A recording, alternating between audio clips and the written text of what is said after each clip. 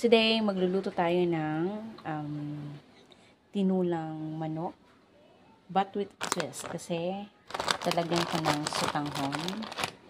So, I use this Good Life Premium Vermicelli. Okay? So, dahil katatapos lang ng bagyo, masarap humigop ngayon ng sabaw. Okay, so, sa tinula, lalagyan natin ng sayote, and then dahon ng malunggay. And also we need, kasi kailangan natin itong igisa. So we have here the ginger, luya, and then bawang, and also we need sibuyas and whole corn pepper. And also we need a half slice of tomato and bell pepper. I used to saute. Pinigisa ko muna yung bawang and all the condiments para mas lalong lumabas yung aroma ng bawat ingredients. So, we need oil. So, ito. Unahin muna natin yung luya. Una sa lahat, yung luya muna. Para the more na matagal siya or pinakauna siyang igisa, the more nalalabas yung aroma niya. Wait lang, we have to adjust the fire. Lumabas na yung aroma ng luya, naamoy mo ng mabango. Isusunod ko na yung sibuyas, yung onion.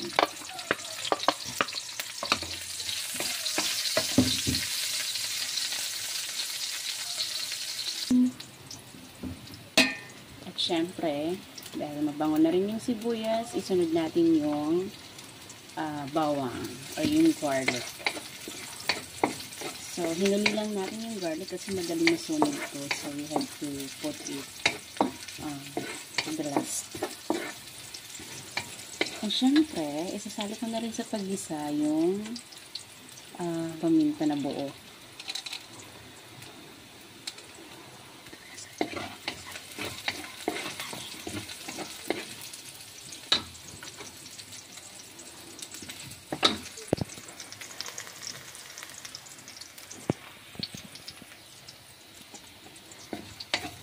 Add ko na rin itong kamatis, yung bell pepper.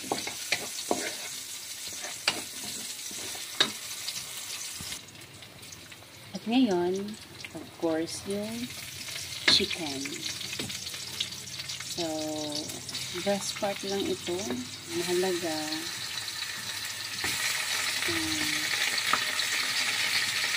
May chicken pa rin tayo.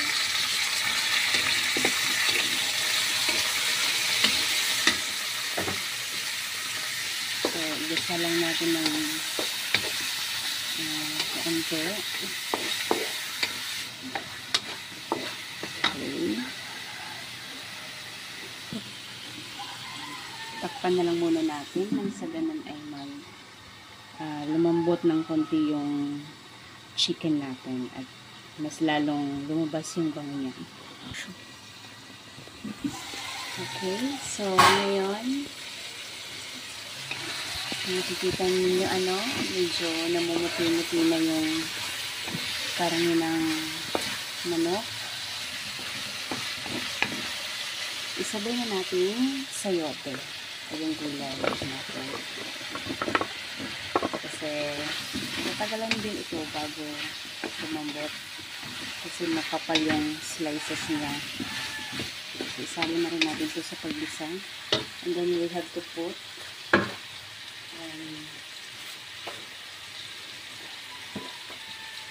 konting asin.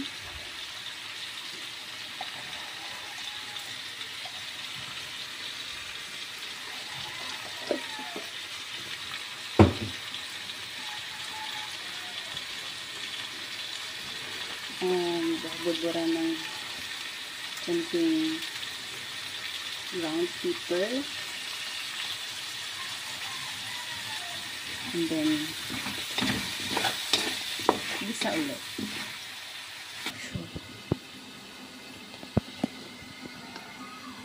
Okay. ayos na siya. So, I have to put this konting seasoning. At itong patis na rin, konti lang. Para hindi siya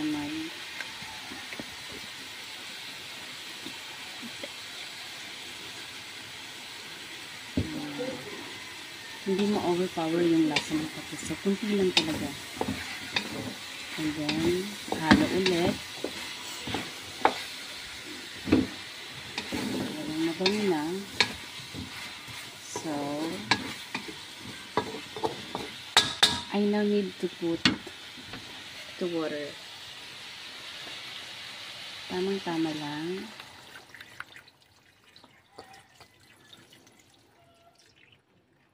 Tamang-tama lang na makakahigop ng sabaw yung mga anak ko. Siyempre pati na ako. Takpan. Okay, let's check. So, nagsimula na nga siyang mag-boil. Ngayon ay isunod na natin yung ito na, parang may mga scums siya. Tanggalin lang natin.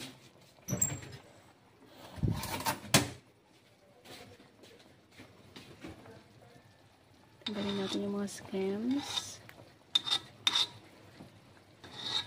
Kasi it's not good na mayroon siyang scams.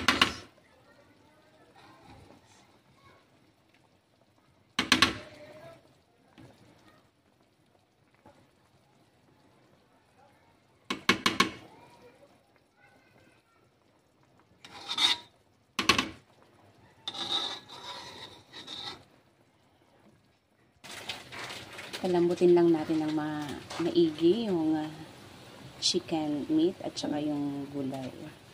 Then, isusunod na natin yung sutanghon.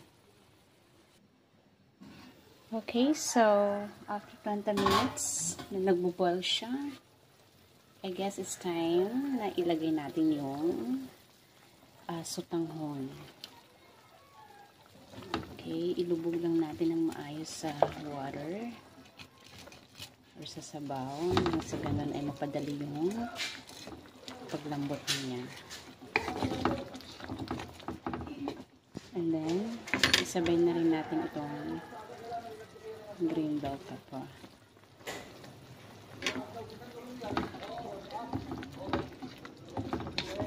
Tapos, parang okay na yata yung lasa nito. I don't need to add salt more. Hindi na kailangan kasi medyo maasin na yung patis, yung seasoning. Tsaka nilagyan ko na rin ito ng asin kanina. So, I guess juice na yung taste niya. Okay, takpan natin ulit. Alright, so mukhang ready na nga ito. Hindi na natin tatagalan masyado kasi baka ma-overcook yung sutanghon natin. So, I guess goods na to. Ibudbud na lang natin yung dahon ng malunggay to make it more healthy. So, perfect talaga to for the kids. And that's it. Ready na to for lunch.